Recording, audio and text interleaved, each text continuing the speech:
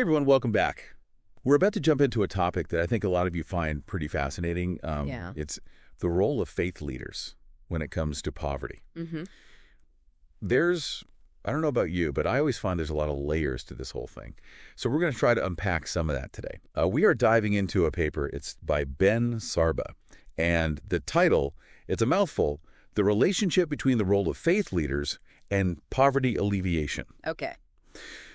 So, yeah, we're going to look at, what does the research say about how these leaders actually make a difference? What are some of the challenges that they run into? Right. And what questions are, still out there? What don't we know yet? Yeah, it's an area that people have a lot of opinions about. So yeah. Getting into the actual research is really important, I think. Yeah, absolutely. Wow. Well, and I think one of the things that is so interesting about this whole topic is that faith leaders, they often have access to things that other folks just don't have.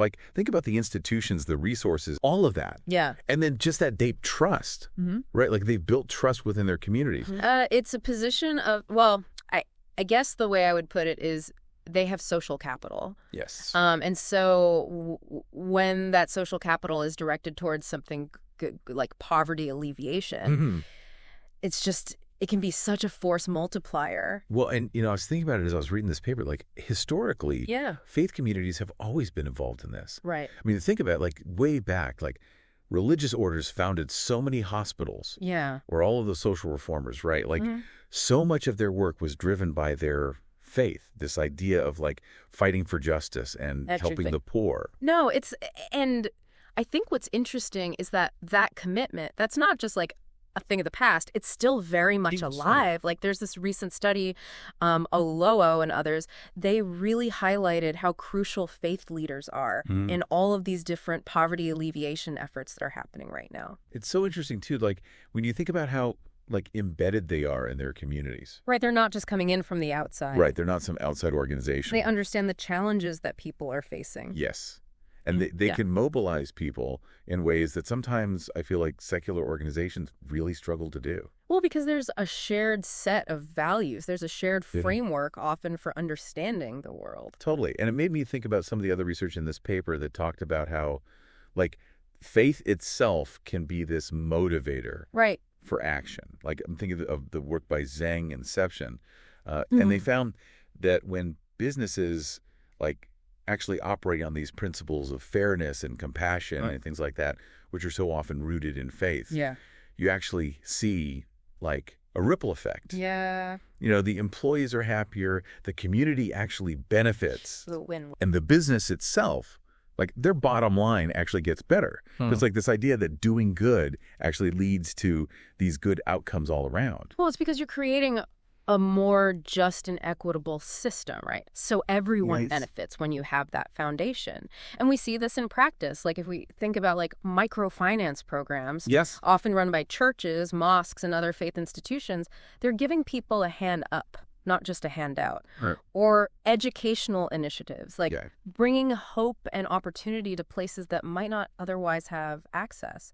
There's some really great work documenting this, Hakeem Smith and his colleagues. They've got some inspiring examples. Yeah, and I thought that was a great bridge to a section that really resonated with me, which was talking about how faith leaders really stepped up during COVID. Oh, yeah. The pandemic was rough for everyone. But this research from Wasikow's team, it just highlighted how faith leaders were there providing support, encouraging, healthy behaviors, and offering just a beacon of hope. Yeah, they were often the ones, I think, who could reach people in a way that government agencies or other secular organizations couldn't. Because they were already there. Right. Yeah, they were already trusted. And it really highlights, the unique role that they play during times of crisis. Absolutely. Okay. But one of the things that I thought Sarba did a good job of was not shying away from some of the criticisms. Right, because it's not all sunshine and roses. Right. So he brings up this. And it made me think back to something Smith and his colleagues talked about, which is, are some faith-based efforts too focused on just immediate relief? Right, just meeting that immediate need. Yeah, are they giving people enough of the tools and resources they need to break free? To really get at those root causes. The cycle of poverty? That was a question that really stuck with me. Yeah, because you can give someone food today. Right. But what about tomorrow? Exactly. What about next week? And then there's research. I'm thinking of Parcells' work, which really kind of throws out these tough questions. Like, what happens when faith-based organizations get involved in government-funded social services? Oh, yeah.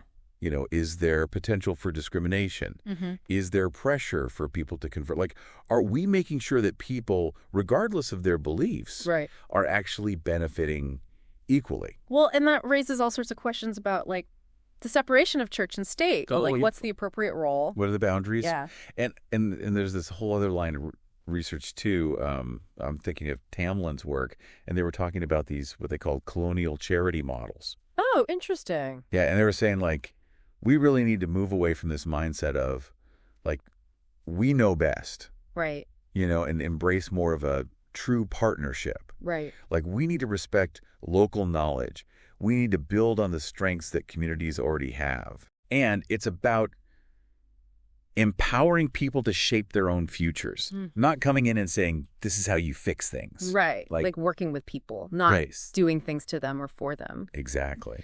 So all of this, like, it makes you wonder, how do you even measure the real impact of these faith-based initiatives? Like, it's not just about the numbers, right? Yeah. It's about understanding those long-term effects. It's about thinking about the ethics of it all.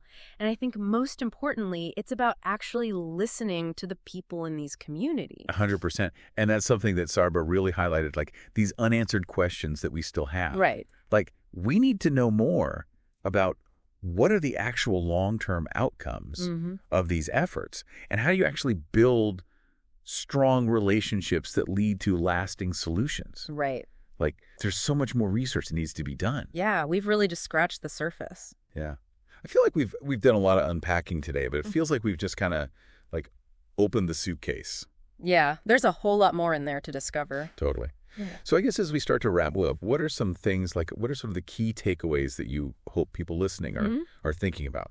Well, I think it's clear that faith leaders, they play such a diverse and I think often vital role in tackling poverty. But there are, like, ongoing debates and complexities that we need to keep in mind, and that future research really needs to address. Absolutely. So as we wrap up this deep dive, I'd love for everyone listening to think about everything that we've talked about today and ask yourself, like, what do you think is the most effective way for faith leaders to contribute to this whole effort of alleviating poverty? Right. What responsibility do we have as individuals? What responsibility do governments have? Like, how do we work together on this? It can't just be their group. One group. This conversation, it's far from over. Right. And there's so much more that we can learn about this whole intersection of faith and social justice. So please keep exploring, keep asking your own questions, and let's keep having these important conversations. Thanks for listening. Thanks, everyone. And we'll catch you next time. See ya. Bye. Bye.